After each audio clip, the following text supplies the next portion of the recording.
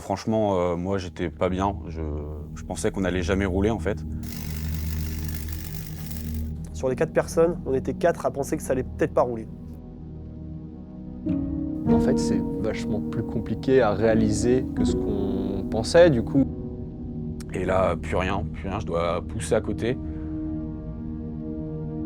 Ah bah on était hyper excités. Enfin pour moi perso, je pensais course, je vivais course, je dormais course. Franchement, c'était vraiment incroyable.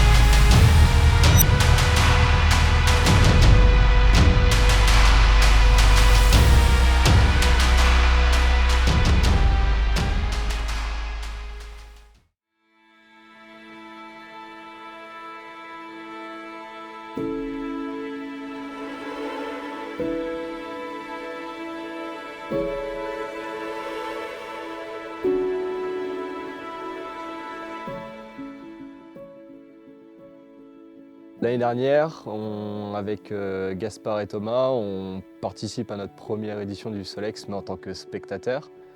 Et on est là, on les voit, ils tournent pendant des heures et des heures. Et on est des enfants, on voit ça avec des yeux tout émerveillés. Et on se dit, en fait, on veut faire la même chose, vraiment. Et du coup, let's go l'année prochaine, on se donne les moyens de le faire, tout simplement. On a découvert tout l'univers du Solex, donc il y avait 100 équipages. Et on a découvert en plus de ça les Solex électriques. Et avec Bastien et Gaspard, on s'est tout de suite dit, bah les gars, hein, on fait ça l'année prochaine. J'avais déjà eu l'idée de vouloir participer au Rocken.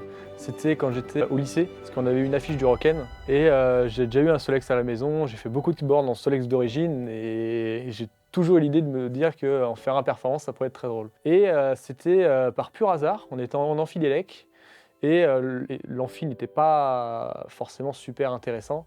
Et j'ai entendu à ma droite quelqu'un parler de Solex, donc c'était Gaspard, donc un de nos acolytes. Et c'est à partir de là que j'ai commencé à engager la discussion en parlant, parce qu'il parlait de monter un team pour faire un Solex électrique. L'idée du projet m'a beaucoup plu, et ayant toujours envie de fabriquer un cadre pour un Solex de course, je me suis dit, let's go, c'est le moment, quoi. Avec Bastien et Gaspard, on se connaît depuis la première année, on est potes depuis longtemps et on se lâche plus. Et Sébastien, il est arrivé une fois avec Gaspard comme ça, dans le lab. Ça a tout de suite matché et du coup on s'est dit, allez, on part sur un Solex électrique à 4. Sébastien, lui, était en UT l'année dernière et il est arrivé dans ma promo cette année. Et il nous a entendu parler du Solex et il m'a tapé sur l'épaule et je pensais pas qu'après ça, j'allais le voir aussi souvent. On a passé quelques nuits ensemble depuis et quelques soirées à monter, à bidouiller la machine. À la base, donc Gaspard, Thomas et moi, on était clairement plus à l'aise sur l'électrique que sur la mécanique. Il n'y en avait aucun de nous qui avait fait de la mécanique auto, même bricoler des motos et tout. Donc, et Gaspard, lui, il avait fait du drone, donc il avait une base déjà en électronique. Et du coup, on s'est dit, go faire un électrique, ça sera plus simple, on a plus de compétences là-dessus. Voilà, dans l'équipe, Seb, il aurait pu avoir les connaissances pour développer un Solex thermique, mais c'est vrai que l'électrique, c'était quelque chose qui était peut-être un peu plus à notre portée sur une première année. En plus, on avait des financements, donc on est parti là-dessus. Il n'y a pas beaucoup d'équipage en électrique. On s'est dit, vas-y, on va être dans le petit panier, on va essayer de concourir et d'être pas ridicule face aux thermiques. Moi, de base, j'aurais bien fait un Solex thermique parce que j'aime bien ça de base et j'aime bien bricoler aussi les moteurs. Mais l'idée de faire un Solex électrique me déplaisait pas trop, sachant que j'avais déjà fait un projet équivalent. Et donc, je me suis dit que ça pourrait être bien de rapporter mes connaissances dessus pour faire un Solex électrique. Pardon. Le défi, pour nous, le plus grand défi, comme on le dit depuis le début, c'était de réussir à rouler au Rocken, de faire un Solex électrique en peu de temps, de faire quelque chose qui roule et qui tienne les 3 jours de course. Et donc ça, c'était le plus grand défi, quoi, réussir à finir les 3 jours vivant et avec la machine entière, quoi. L'électrique, dans le monde du Solex, c'est un milieu de niche, vraiment. L'année dernière, il n'y avait que 3 équipages, cette année, on n'était que 7. Donc c'est essayer d'être performant pour, pourquoi pas, inciter plus de gens à venir et nous rejoindre. Et puis pas être déconnant vis-à-vis des autres équipages qui sont en proto, qui sont là depuis depuis 50 éditions et les gars, ils ont des machines de guerre, quoi. La conception, elle a commencé surtout sur papier. On a chacun apporté nos idées. Je sais que Seb, il voulait plus partir sur un châssis partant de zéro, parce que lui, c'était sur ses connaissances, il savait qu'il était capable de faire ça. Moi, j'étais personnellement plus parti sur un Solex repris par rapport à un Solex d'origine. Donc garder le châssis d'un Solex d'origine et rajouter des renforts et tout le système électrique pour faire un truc plus simple. Et au final, on a fait un mélange de tout ça et on a choisi de faire une moto électrique. Début janvier, j'ai commencé avec Thomas les premiers calculs de dimensionnement mécanique. C'est là que moi je suis parti. Qu'est-ce qu'on veut faire? Moi j'ai fait, je veux atteindre 120 km/h, donc qu'est-ce qu'il nous faut comme moteur pour atteindre ce résultat? Donc j'ai fait tous les calculs et tout. Et après, on a discuté avec les gars, on a vu que ça passerait pas à niveau budget. Ça nous a valu d'ailleurs quelques surprises d'avoir un moteur avec un couple de Bugatti Chiron à cause de quelques erreurs de calcul. Mais ouais, voilà, ça s'est déroulé un peu comme ça. Seb, il s'est beaucoup occupé du châssis, donc il a beaucoup soudé. Nous, on découpait les barres en métal et on lui donnait pour qu'il soude. Donc Seb, le roi soudeur. Après, la partie conception du boîtier pour les batteries et du bloc moteur, c'est plus Bastien qui s'en est occupé. Dans un premier temps, il y a eu un gros travail de préparation en amont. En amont, tout est relatif parce qu'on a commencé le projet en janvier. Donc en amont, c'était en amont d'un mois, donc on reste quand même sur des délais qui sont relativement courts. Après plusieurs calculs, des tests théoriques, entre gros guillemets, on est arrivé très vite à la conclusion qu'avoir plusieurs batteries, plutôt qu'acheter un gros pack batterie, était plus avantageux en termes de poids et en termes surtout financiers.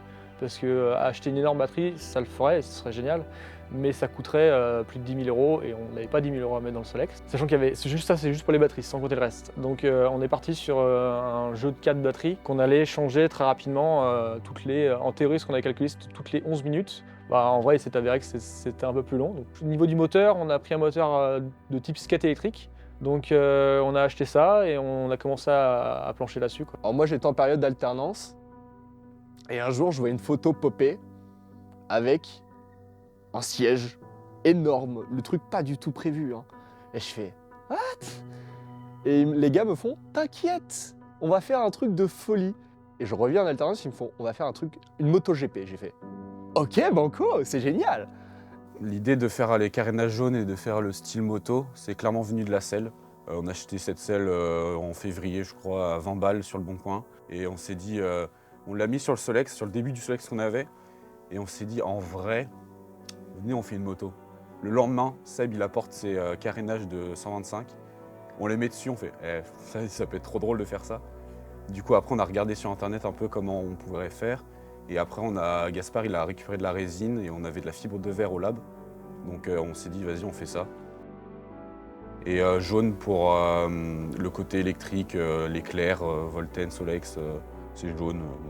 Et puis le jaune, c'est flashy, ça ressort bien et puis tout le monde nous voyait au loin, c'était cool.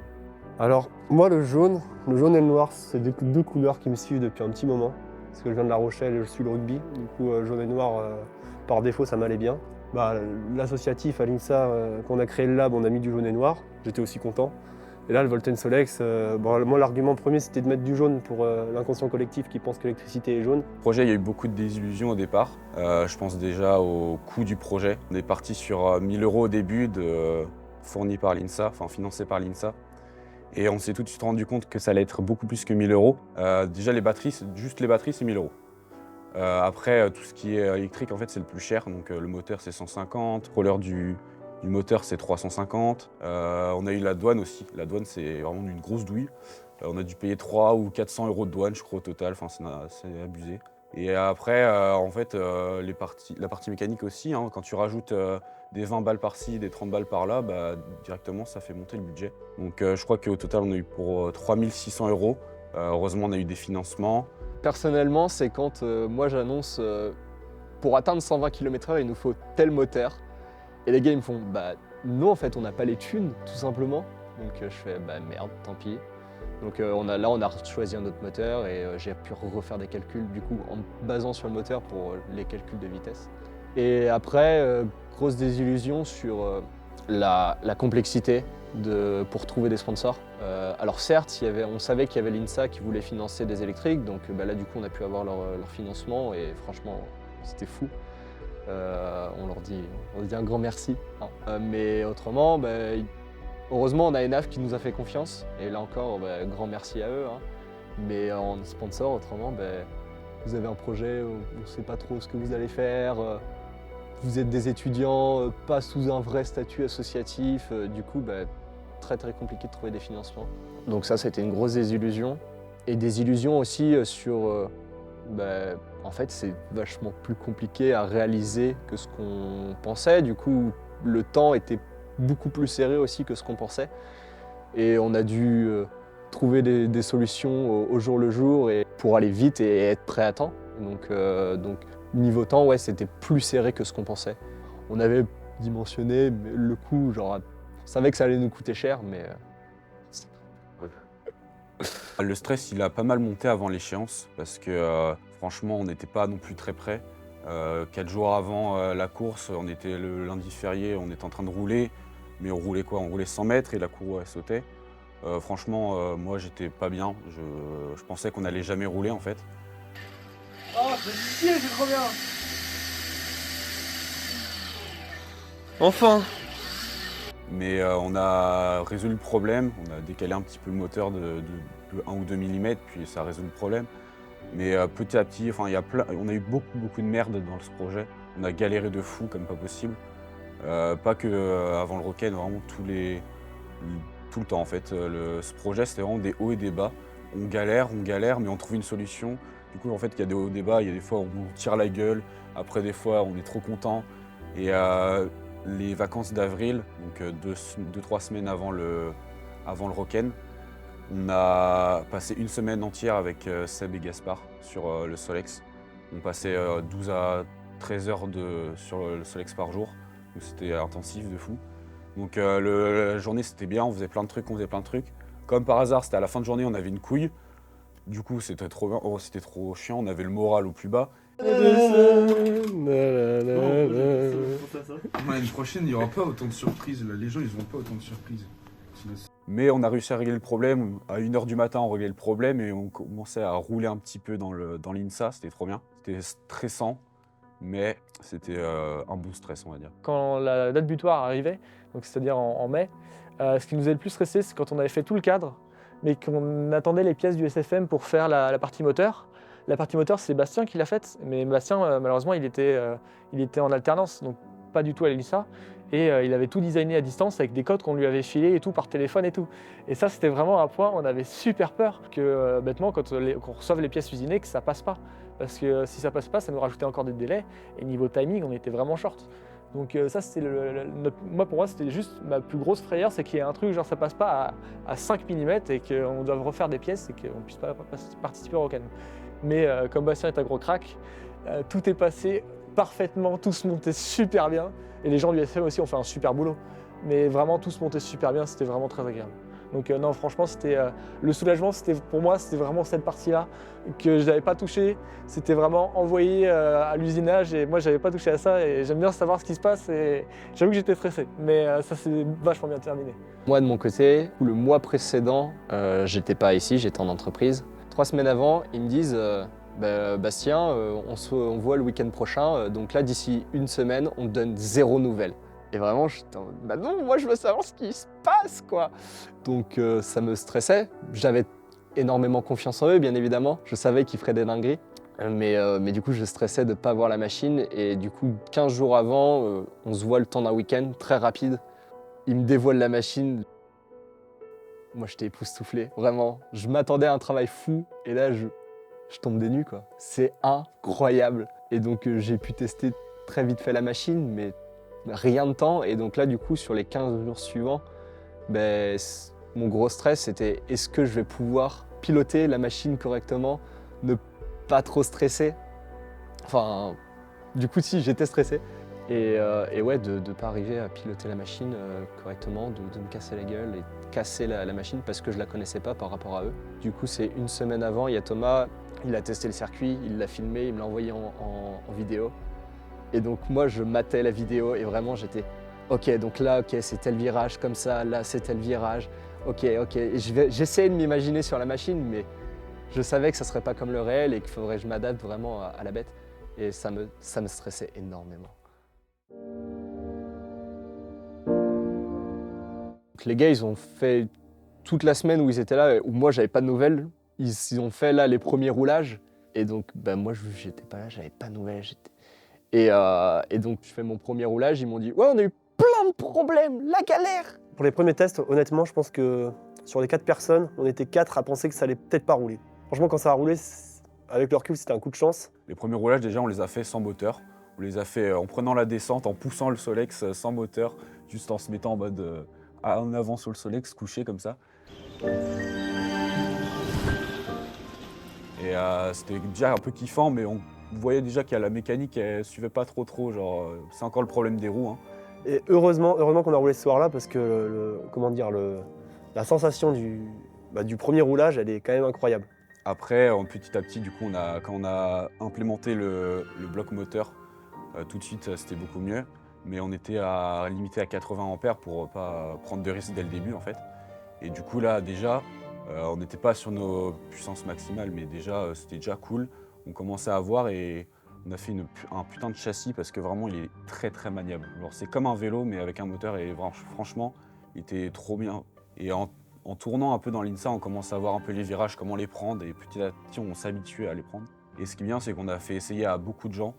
Plein de gens l'ont essayé et tout le monde a eu les mêmes sensations, tout le monde kiffait et tout le monde était trop heureux de l'essayer. Parce que le premier roulage, ça tenait au Riesland, c'était un peu, c'était une gitanerie, c'était juste pour voir l'aspect fonctionnel. Le deuxième jour, on essaie de refaire les choses au propre, un peu clean. Et au moment de tester, ça marche pas, on a des galères. Et au final, le deuxième jour, c'est un peu un coup dur, quoi. On passe d'un truc qui fonctionne, on était tous excités, à un Solex qui roule plus. On passe la journée dessus. Et au final, à 1h, il se met à refonctionner. Donc là, on se dit, bon les gars, on va pas se coucher. Donc non, on va pas se coucher évidemment parce qu'il faut rouler. Donc on prend le Solex, on le met dans la voiture, dans le berlingot là. Bon, il n'y avait aucune sécurité dessus, donc c'était un peu dangereux, parce que des fois il accélère un peu tout seul, mais franchement c'était sympa. Et ensuite, pour aller finir de le tester, on a fini, il était 3h quoi. On a fini dans le parking de l'Inter à côté, couvert, donc avec les pires conditions, le sol gras, mouillé, humide, il faisait nuit, donc on avait une voiture, on aurait dit un rendez-vous comme dans les films, un rendez-vous de deal avec la voiture mise en travers avec les feux qui éclairent partout et tout.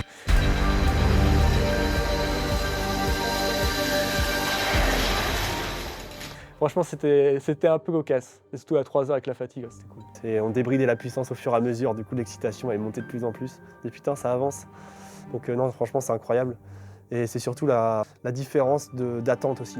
Dans les premiers roulages, déjà on était super rassurés de pouvoir rouler. On roulait à 30, mais on était en mode putain, on roule à 30, mais déjà rouler c'est déjà incroyable.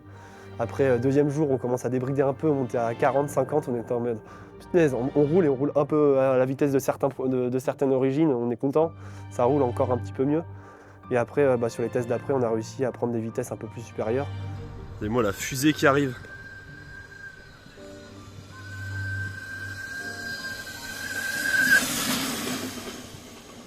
Suite au test, bizarrement, non, on n'a pas eu beaucoup de casse, c'est après. C'est quand on a fait plus de tests qu'on s'est rendu compte que là, vraiment, les roues, c'était pas faisable, les freins, c'était pas faisable, que la colonne, on avait beaucoup de jeux.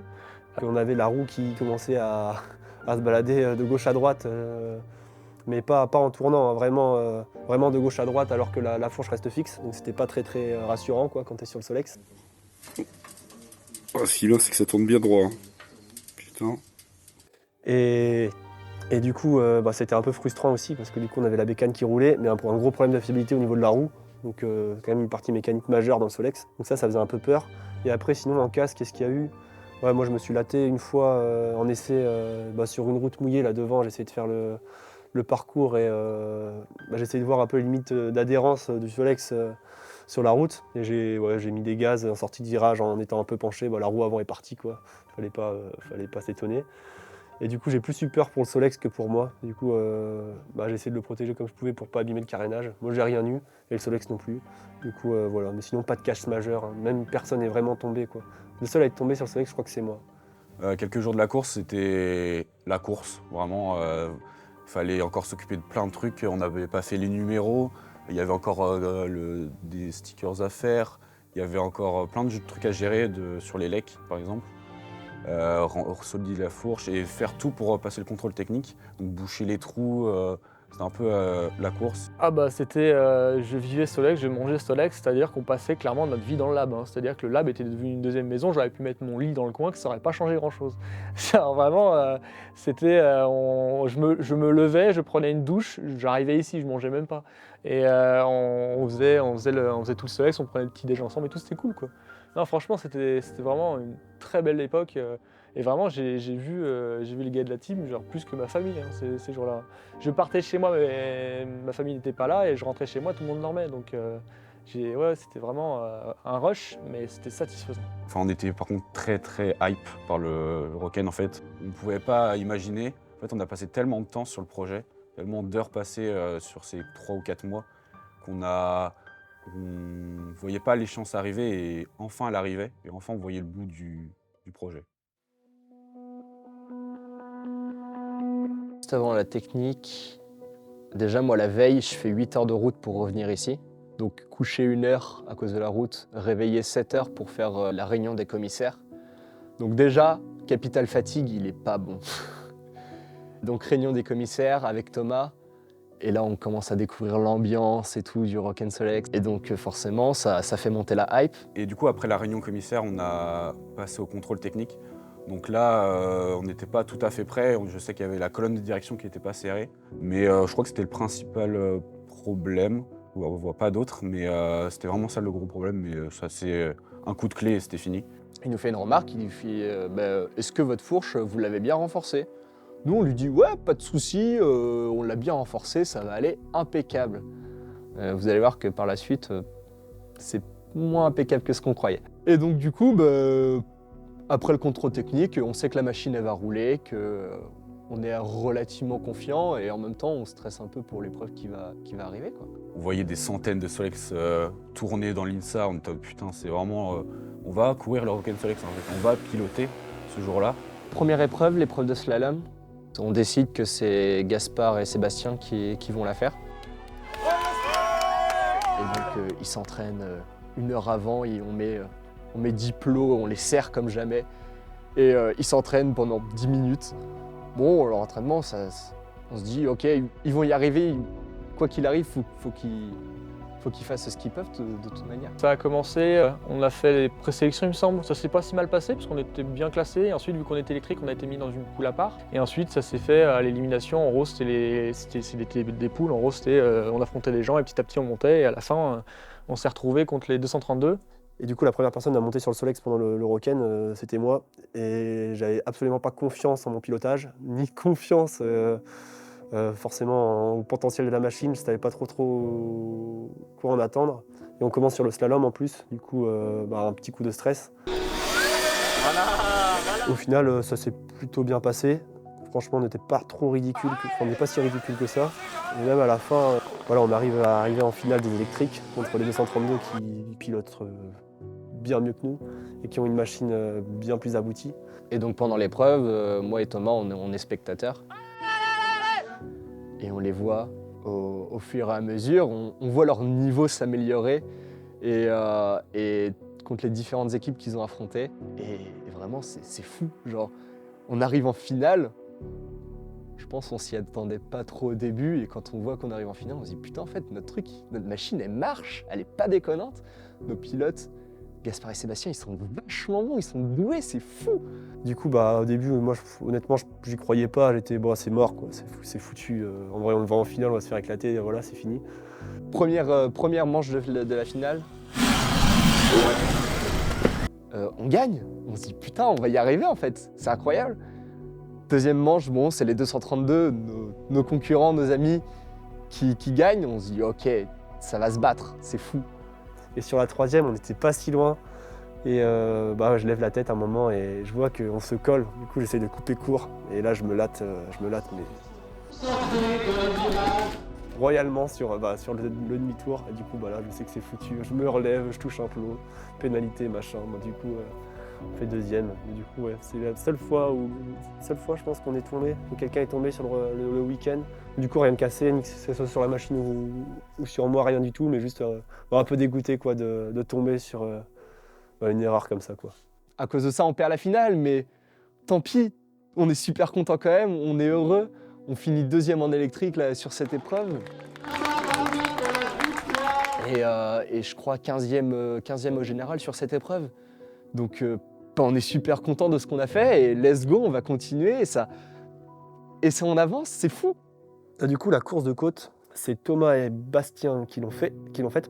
Et on ne s'attendait pas à grand-chose sur cette épreuve, dans le sens où notre moteur n'était pas forcément le mieux dimensionné pour avoir un maximum de puissance, en plus sur la côte qu'on avait, quoi. On décide que c'est moi qui l'a fait, puisque vu que je suis le moins expérimenté, tout ce qui est slalom, c'est chaud.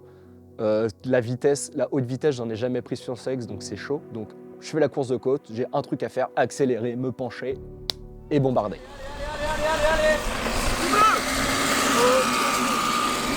Et du coup, c'est ce que je fais. Ça bombarde du feu de Dieu. Moi, je suis trop content. Et deuxième passage, je sais plus pourquoi. Du coup, c'est Thomas qui prend le relais, qui passe à ma place. Moi, j'ai couru après en quart ou en demi-finale contre Scalian. Bah, t'accélères et puis tu vois une fusée violette qui arrive et hop. Ouais, on se faisait tracer. Donc ça, gros point à améliorer l'année prochaine. Mais ça, c'est surtout niveau, en fait, on était qu'à 110 ampères, je crois, le vendredi, contre Scalian qui était, je sais pas, entre 160 et 180 ampères, je crois, de mémoire. Mais... Bon, du coup, les 120 km/h, parlons-en. J'avais annoncé au début 120 km/h. Pour moi, c'était un objectif que j'ai fait... Quand j'avais commencé mon dimensionnement, j'ai dit je veux atteindre 120 km/h sur ce putain de Solex, on est une machine de guerre. Et on a vu que ça serait pas possible avec le budget qu'on avait, donc vas-y, on prend un autre moteur. Et je calcule du coup en théorique, je calcule vitesse de pointe 79 je crois. Et les gars, ils me disent qu'en entraînement, ils ont fait 75 km/h sur de la descente. Je fais ouais, on est pas mal en vrai, genre c'est fou. C'est pas 120, mais 75 c'est incroyable, on bombarde. Et donc l'épreuve de radar, c'est Thomas qui prend le pilotage. Moi, je vais me caler juste à côté du radar pour avoir le résultat en direct. Et donc, je vois les pilotes passer les uns après les autres. Et je me dis, ils vont vite, mais pas tant que ça par rapport à l'année dernière. Et donc, arrive le passage de Thomas, je le vois. Du coup, là, je me mets en haut, je me mets à côté du Solex. Hop, je descends ma visière, bam. Je commence à courir à côté pour prendre le maximum de vitesse possible. Et je saute sur le Solex, hop, je mets full gaz et franchement, je pouvais pas mettre plus de gaz, je pense pas aller plus vite. Hein. J'étais vraiment à fond, position aérodynamique bien en avant. Pleine balle.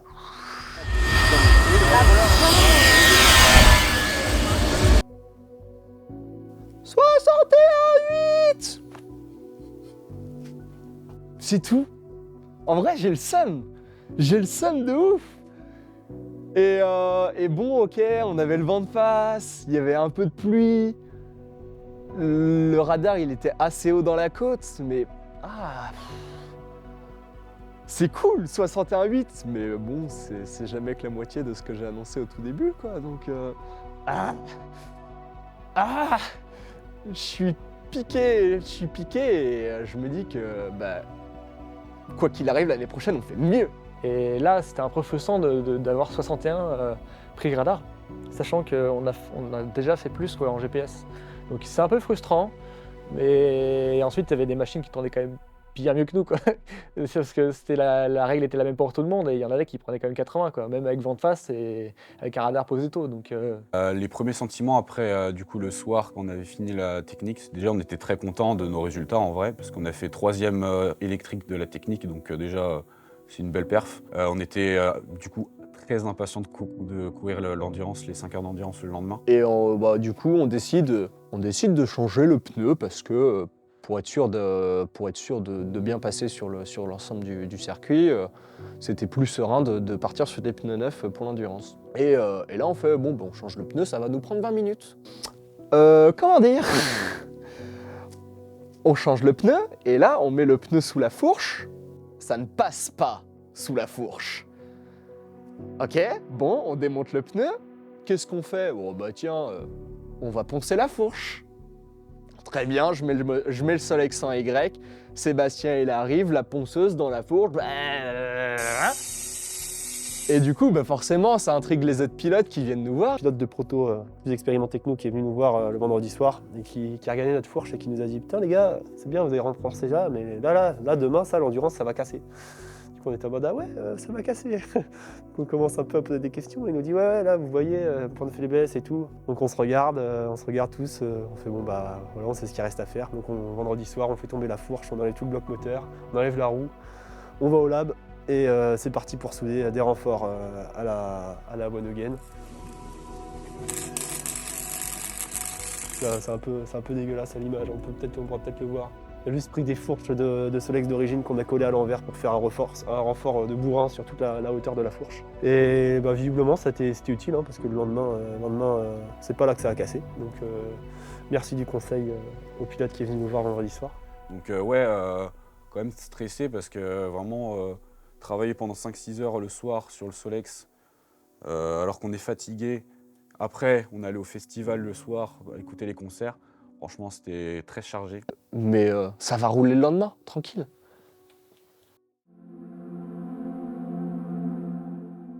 Alors la course d'endurance, c'est l'épreuve phare du Roken.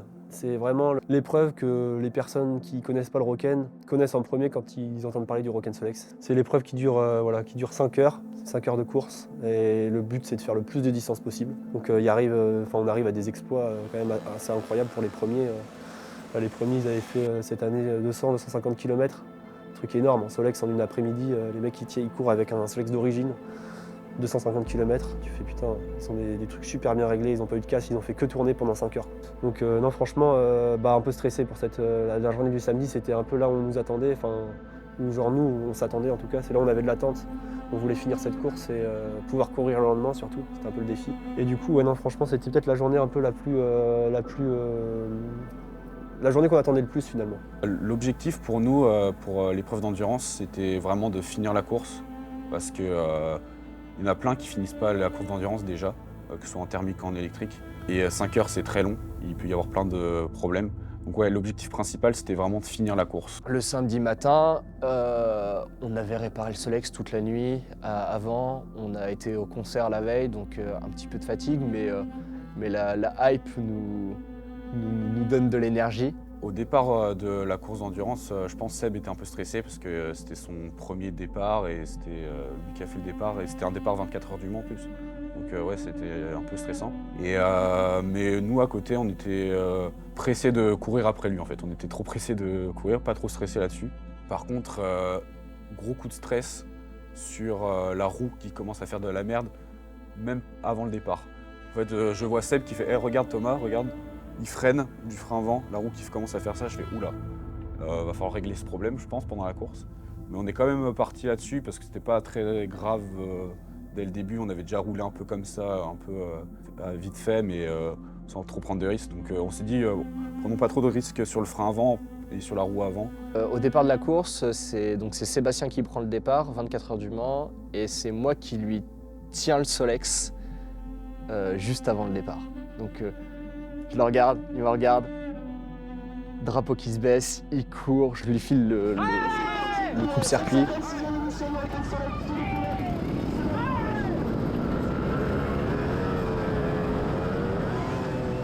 Et il part.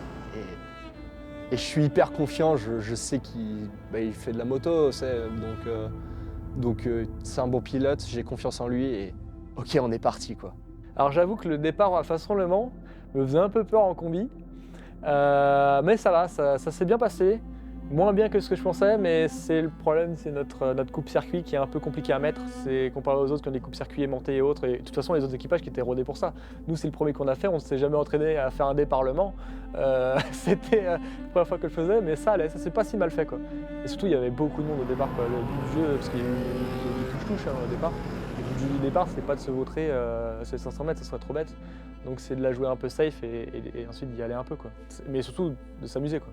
Sur l'endurance, on a eu beaucoup d'aide entre Guido, Pierrick, qui nous fait des changements de batterie en 30 secondes. Le mec, un crack.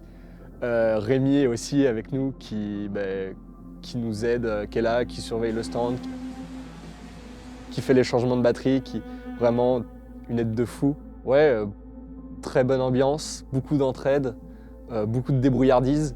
Quand il y a les gars, ils arrivent. On a pété, on vient de casser notre patte moteur. Est-ce que vous auriez un poste il paraît que vous avez un poste à souder.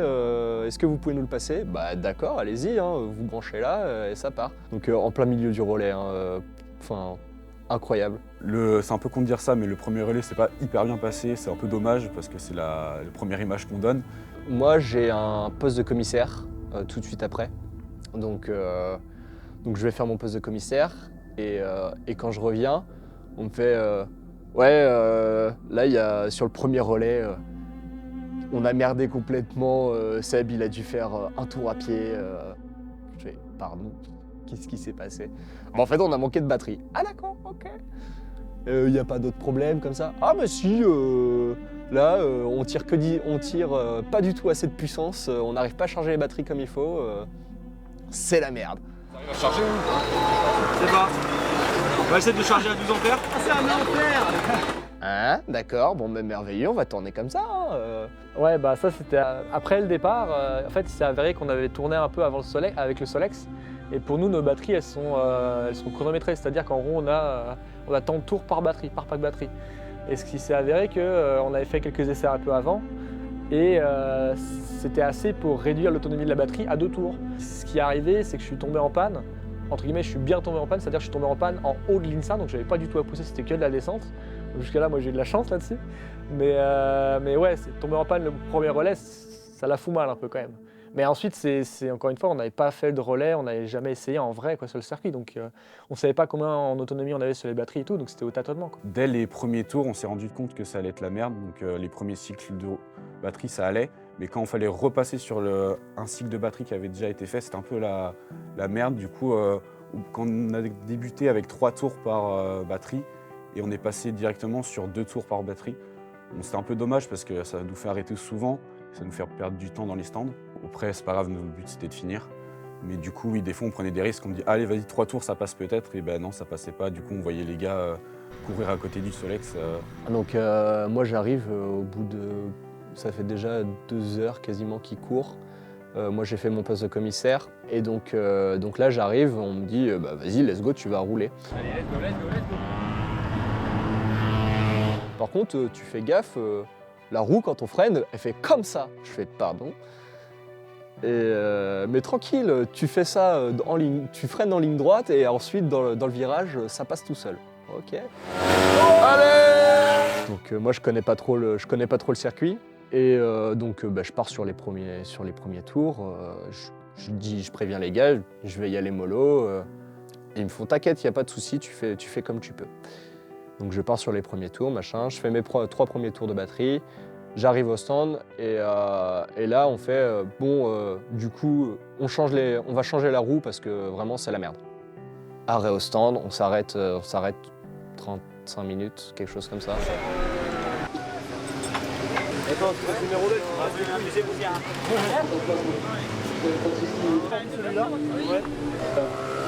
Et vu que Bastien, t'as pas beaucoup roulé, tu repars. Banco. Batterie à fond, ça part. Sauf que, arrivé derrière Bréa, petit passage, 1,50 m globalement, il y a une toute petite bosse, et en fait on n'avait pas assez resserré la roue. Du coup, quand je ratterris bien sur le Solex, ça me met la roue complètement en travers. Je réessaie d'accélérer, ça bloque la roue. Donc je me cale sur le passage parce qu'il n'y a pas beaucoup de place, il faut que les autres Solex puissent passer. Je me sors de la route et là je vois ma roue, quand j'avance, ma roue a fait ça. Je lève le Solex, la roue tombe. Ok, d'accord, super. Bastien repart avec le Solex et on entend un tour plus tard Bastien qui nous appelle, les gars je suis sur le bord du circuit, j'ai presque perdu la roue en fait, donc si vous pouvez ramener 2 clés de 17 pour resserrer ça, ce serait plutôt pas mal. Et donc là il y a Gaspard, Rémi et les parents de Gaspard qui se ramènent pleine balle. 2 clés de 17, tac, on resserre la roue et du coup je peux rentrer au stand. Et du coup, là au stand, on a fait les réparations bien resserrées, tout, pas que ça bouge. Et après, c'est Thomas qui repart. Et là, moi, j'étais un peu... moi, ça faisait... Du coup, avec tous les problèmes de batterie et tout, je pense qu'il y avait un créneau de 2 heures où j'ai pas roulé, je pense. Et du coup, là, j'étais trop hype et j'avais trop envie de rattraper un peu le retard. Du coup, là, j'ai commencé à bombarder comme un chacal. Comme on s'était arrêté, on avait des batteries pleines, full pleines. Du coup, c'était vraiment trop au top. Le moteur était reparti froid, donc j'avais les meilleures conditions possibles, en fait. Et là, j'ai tapé des tours chrono en pleine course, c'était trop bien. Et la petite anecdote, c'est que j'ai tellement bombardé que souvent, en fait, au bout du fin du deuxième et début du troisième, j'avais commencé à avoir mal au poignet, en fait. J'étais trop comme ça, j'avais trop mal au poignet. Et il y a un moment de temps, on passait derrière Bréa, il y avait un virage à 90 degrés vers la gauche, et il y avait des pneus en face. Mais j'ai pas réussi à reprendre le frein pour freiner et partir à gauche. Du coup, je me suis bouffé les pneus qui étaient en face. Du coup, j'ai réussi à me décaler, bouffer les pneus sur le côté droit et repartir dans l'axe direct. Mais c'était vraiment très drôle et vas-y, ces tours-là, c'était vraiment épique. C'était mes derniers tours de l'endurance en plus, du coup, c'était vraiment trop bien. Du coup, notre Solex, il avait un style très particulier par rapport aux autres. Il n'y a pas d'autres Solex qui ont des carénages style MotoGP. Et donc, en plus, avec le jaune, on a été très visible. Et donc, les gens, on était facilement reconnaissables, on nous encourageait sur le côté de la piste. Et j'ai une anecdote qui, moi, ça m'a touché beaucoup. C'est la toute fin, je ramène le Solex dans les stands et il y a un enfant, il passe, il me fait ah ouais, moi j'étais pour vous parce que votre Solex il est trop beau. Et d'entendre ça, c'est super cool quoi. Et c'est pareil, il y en a plusieurs, ils nous ont dit que il y a des gens, ils l'appelaient le Solex la banane. Du coup, je pense que ça va être son nom à partir de maintenant. On a la banane. Et aussi, après, il y a tout le côté insalien. Du coup, on est une équipe insalienne. Les gens ils ont suivi grâce à nos photos, nos vidéos, le projet. Du coup, ils étaient hype un peu comme nous. Et du coup, c'est trop bien. On était encouragés par toute l'INSA. C'était vraiment cool. C'est Sébastien qui est sur le Solex. Moi, je dois prendre du coup les derniers tours. On voit Sébastien passer une fois, passer 2 fois. Il devait s'arrêter au 3e. On voit passer Sébastien une 3e fois, il s'arrête pas. C'est bien un problème là. Malheureusement, j'ai des problèmes pour compter, on va dire ça comme ça, je suis trop concentré. Et ça m'était déjà arrivé un tour avant, c'est-à-dire que au lieu de compter 3 tours, j'en ai fait 4. Donc pour nous, ce qui est vraiment problématique, sachant que nos batteries sont au tour près. Donc c'est là qu'on a découvert qu'on pouvait faire 4 tours au lieu de 3.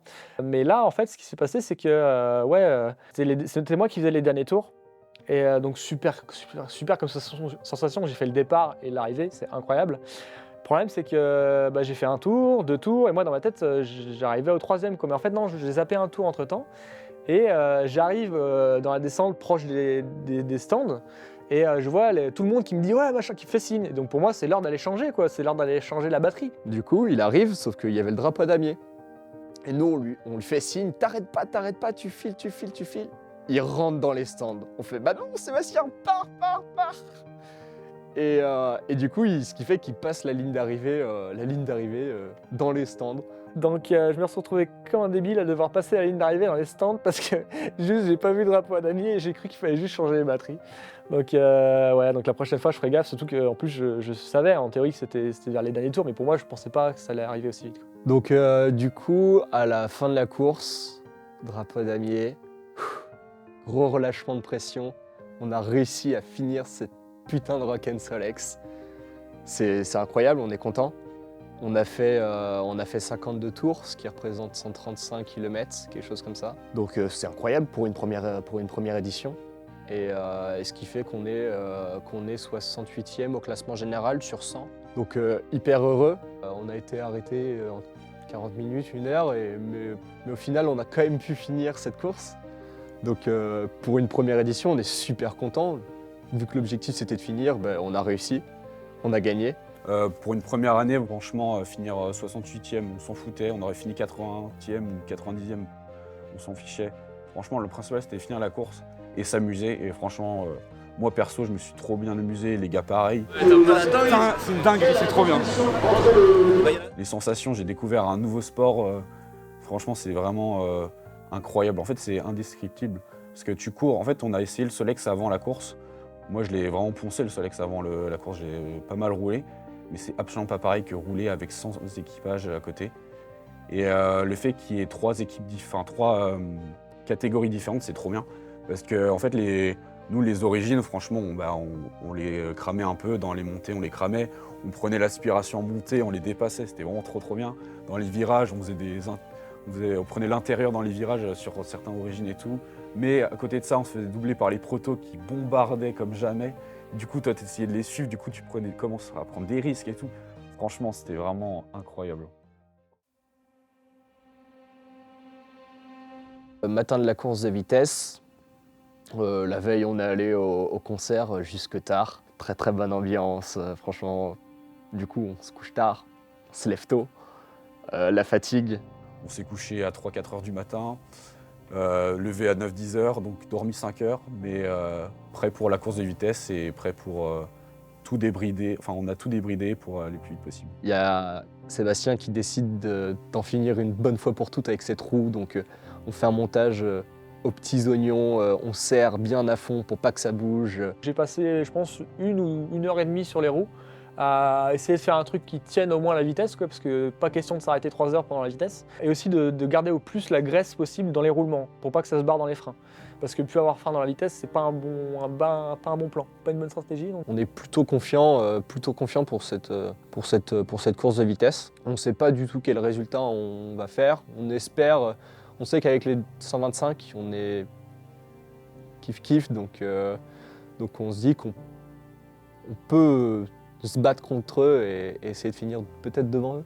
On décide pour l'épreuve de vitesse, vu que j'avais pas trop roulé moi avant, on décide de me faire rouler un peu sur cette épreuve, donc de faire la première poule au moins. Donc du coup, c'est moi et Sébastien qui partons sur la phase de poule. Donc Bastien, il voulait pas prendre de risques, c'est tout à fait normal. Il avait jamais fait de départ, ni en course de vélo comme moi, donc ni le samedi comme Seb, donc il connaissait pas les départs, donc il voulait pas prendre de risques. Donc il a pris son temps et tout. Allez.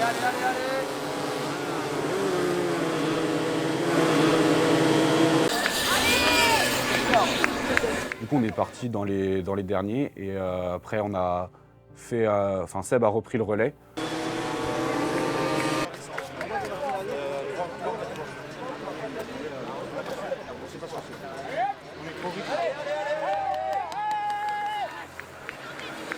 Du coup là, après c'était le début, hein, c'était genre tâter un peu le terrain des protos et tout. Donc là on a bien vu que ça allait être très dur, mais qu'on allait faire tout pour remonter. J'avais prévenu les gars, j'irai pas au combat, la machine, il faut qu'elle reste entière pour qu'ils puissent bombarder ensuite, quoi. Je voulais vraiment pas casser la machine, donc du coup j'y suis allé très tranquille, ce qui fait que dès les premiers virages, je me retrouve avant-dernier, mais j'entends toujours un Solex derrière moi, donc faut que j'y aille quand même. Et puis bon, les autres ils sont devant, mais maintenant j'ai la piste pour moi tout seul quasiment, donc faut que je profite à fond. Je reste avant-dernier sur toute la course, mais je profite quand même un maximum. J'essaie de bien prendre mes virages, d'aller le plus vite possible. Donc ça, je suis super content de ce moment-là. C'est vraiment fou les sensations. Je passe le relais à Sébastien et lui, vu que les autres ils ont pris beaucoup d'avance, il ne peut pas rattraper vraiment ce retard que j'ai accumulé parce que je ne suis pas hyper bon pilote. Il faut dire les choses telles qu'elles sont. Nous, en tant qu'électrique, vu qu'on n'était pas beaucoup, ils ne savaient pas trop dans quoi nous classer, donc ils nous avaient demandé dans quel groupe on voulait être classé. Nous, on voulait rouler avec les potes, donc c'est-à-dire rouler avec les protos, donc rouler avec les autres électriques qui roulaient bien. Et donc on s'est fait un peu laminer, on a fini bon dernier. Mais pour nous, vu qu'on n'était pas nombreux en électrique, on savait directement qu'on pouvait aller directement en repêchage. Donc même si on ne gagnait pas le premier manche, c'était pas gênant. Donc j'étais pas trop inquiet parce que moi ce qui m'aurait gêné, c'est que les Gaspard et Thomas puissent pas rouler derrière, du fait qu'on n'est pas assez performé. Forcément on était déçus, mais à la fois on s'est dit qu'on ne pouvait pas faire beaucoup mieux parce que les protos quand même ils bombardent. Bastien c'était ses premiers roulages, on va pas se mentir, il n'a pas fait beaucoup de tours. Il n'était pas non plus le plus à l'aise sur le Solex. Après le principal c'est qu'il s'est amusé et du coup c'est qu'il veut refaire beaucoup mieux l'année prochaine et qu'on fera beaucoup mieux l'année prochaine. Donc du coup, épreuve de repêchage, on décide que ça va être Gaspard et Thomas qui roulent dessus. Pour la poule de repêchage, en fait, c'était un peu confus parce qu'on ne savait pas si c'était déjà en finale ou il fallait être repêché en fait. Et du coup, on a été appelé genre 5 minutes avant la poule de repêchage, donc pas le temps de stresser en fait. Putain, y a pas à être stressé comme ça là. C'est le stress. Gaspard, on a pris nos casques, nos manteaux, on s'est équipés. Hop, directement, j'étais sur la ligne de départ, j'ai pas eu le temps de réfléchir. Après, du coup, là, hop, j'ai allumé la GoPro, je me suis mis à côté du Solex, je me dis, bon, autant aller vite, autant courir à côté dès le début. Et donc là, départ. Départ dans les 5.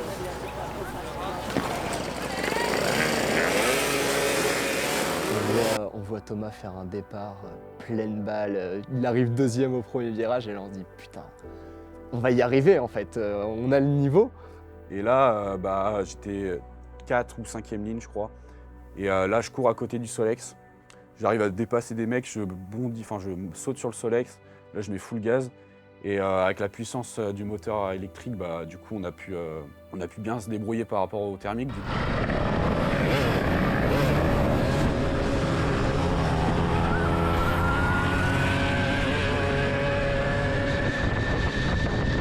Premier virage en haut de la côte, je suis deuxième, derrière le 125, mon concurrent électrique, coup parfait. Du coup là, je lui colle au cul et tout, c'était trop bien. On se fait dépasser par deux protothermiques qui, eux, n'avaient pas le temps, ils étaient en train de bombarder. Et du coup, moi j'arrive, je suis 4e, du coup j'avais 4 tours à faire moi, et puis Gaspard 4 tours. 3e tour, j'arrive à faire l'intérieur à Corentin, le 125. Et j'arrive à le prendre à l'intérieur, du coup je suis 3e, j'étais trop content, du coup j'étais devant le 125, je me dis vas-y, c'est la mission, c'est la mission. Malheureusement, pendant notre relais avec Gaspard, en fait, on n'avait qu'un seul coupe-circuit pour 2. Du coup, le changement de coupe-circuit n'était pas très efficace. Du coup, là, les 125 sont repassés devant nous. Du coup, on était 4e.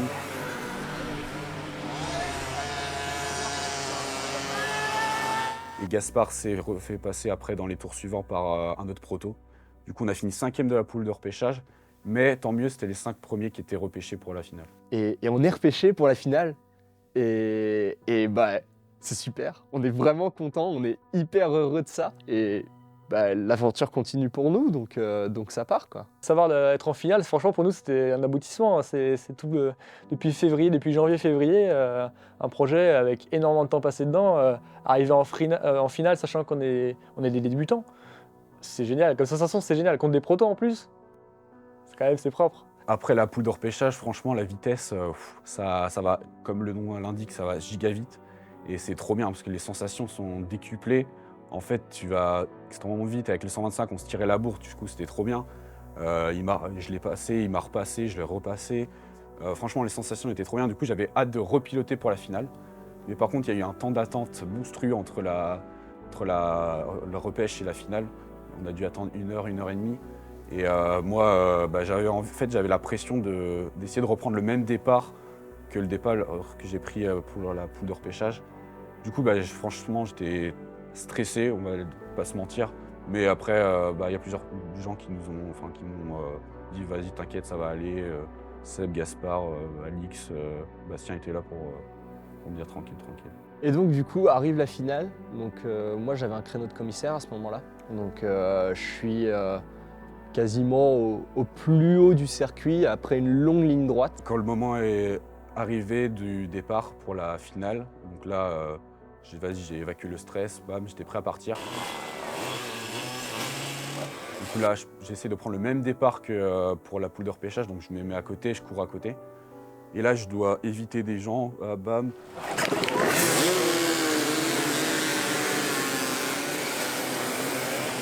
Et là, je vois le 125 qui tombe avec un autre proto devant moi. Du coup, déjà, je dois les esquiver. Il y avait Corentin, donc le numéro 125, qui est malheureusement tombé, a fait une chute au départ. Donc pour nous, moi j'étais navré pour Corentin, parce que, en espérant qu'il ne se soit pas fait mal, quoi. Mais pour nous, c'était un énorme avantage, parce qu'il est tombé et il a pris un tour dans la vue. Et sachant que le 125 on était kiff-kiff niveau vitesse, c'était parfait parce que ça nous permettait il y a très peu de manches en vitesse. Et en fait, c'était un tour, c'était un écart suffisant pour pouvoir atteindre la 3e place. Et là, je vois Thomas, il est dans le milieu du peloton, il est 3e électrique. Let's go, en plus il bombardait, donc vraiment je suis trop content pour lui quoi. Du coup après je me dis vas-y, les 125 sont derrière nous, maintenant il faut bombarder, il faut pas qu'ils repassent devant. Du coup je me suis dit il y a moyen de finir 3e il y avait moyen de finir sur le podium à la fin de la journée. Du coup là je bombarde, je fais un tour à fond le deuxième tour n'était pas fini que je commence à avoir des problèmes niveau d'accélération. En fait, ça sautait un peu. Donc je pouvais accélérer, après je pouvais plus, je pouvais plus. Donc premier tour, deuxième tour. Et là, les autres Solex, ils passent une troisième fois. Ils passent une quatrième fois, et pas Thomas. Je fais, putain, non, il s'est blessé, putain, il a eu un accident, et vraiment, j'ai peur pour lui, tu vois. J'avais pas envie qu'il se blesse. J'arrive en bas de l'INSA, juste avant la ligne d'arrivée. Et là, plus rien, je dois pousser à côté. Après, je vais au stand, et là, on arrive à refaire bizarrement repartir le moteur à vide. Du coup, je repars, mais je fais même pas 100 mètres que bam, je dois courir à côté du Solex. Et d'un coup, qui c'est que je vois arriver qui court à côté du Solex? Thomas Kornick! Bon, déjà, il est pas mort, c'est génial. Mais bon, le Solex, il est cassé. Donc, il y a le soulagement que Thomas aille bien, en vrai. Mais en même temps, la petite déception que le Solex, il marche plus. Donc là, je cours, je fais un tour entier en train de courir et tout. Bon, ce qui est bien, c'est qu'au moins, on aura tous couru à côté du Solex, ça c'est sûr. Mais du coup, après, j'arrive en sueur et tout. Et puis du coup, on a dû abandonner malheureusement.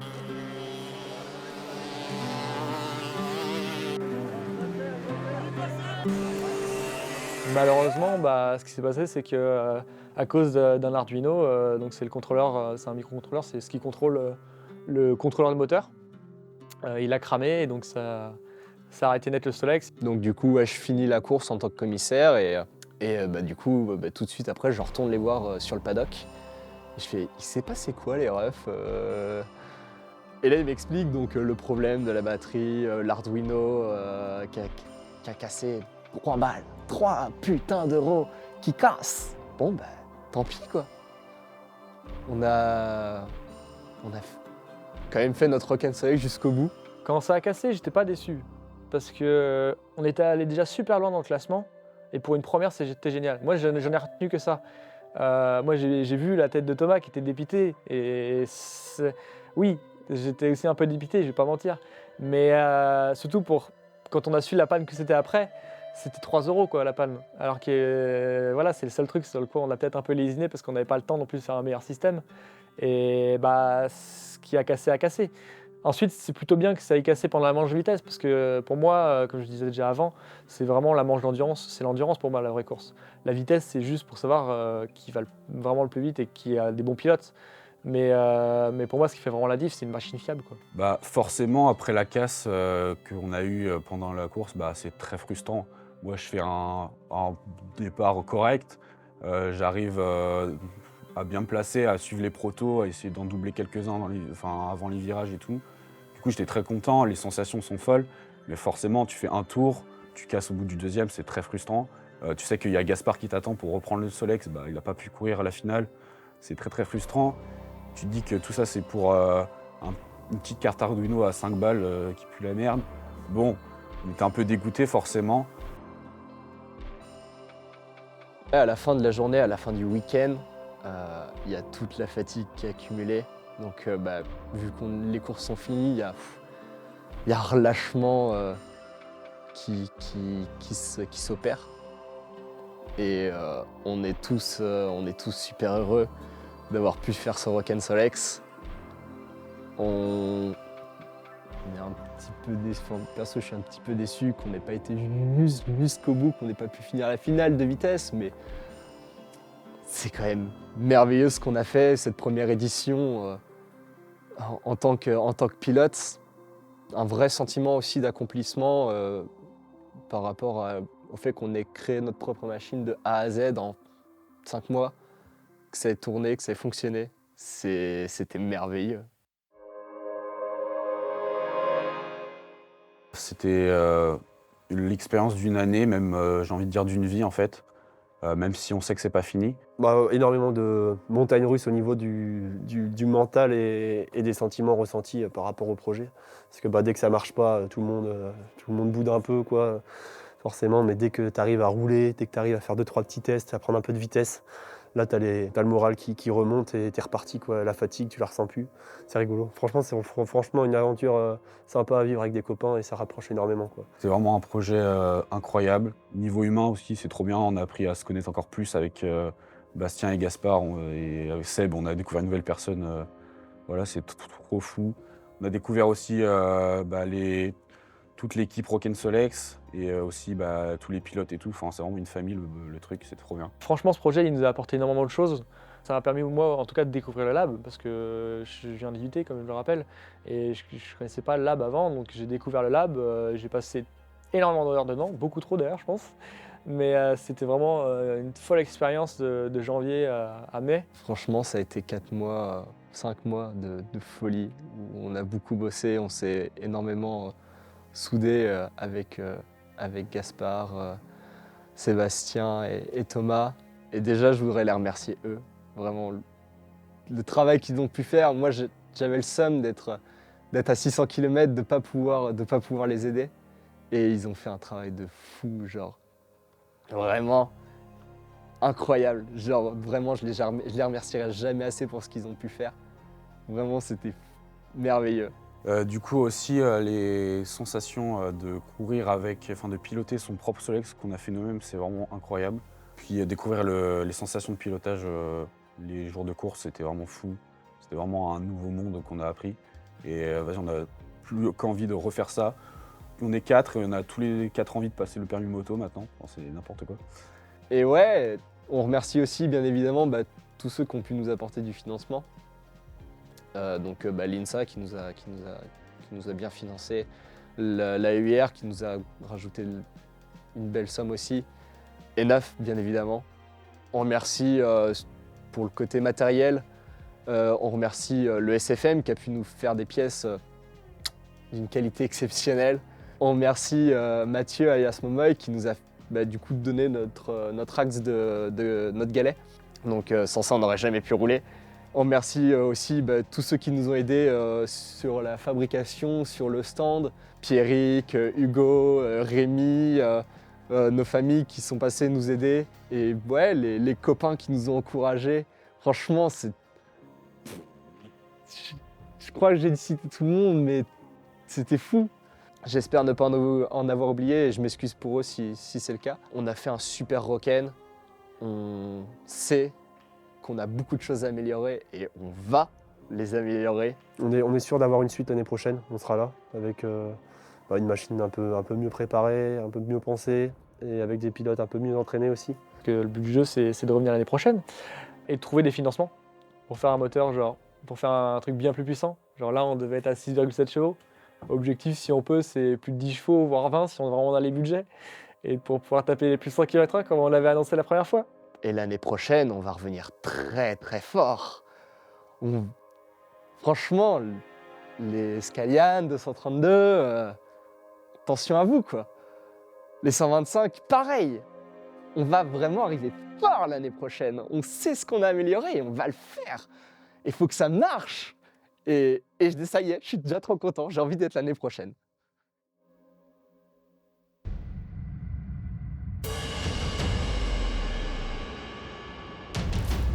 Alors, on y retourne ?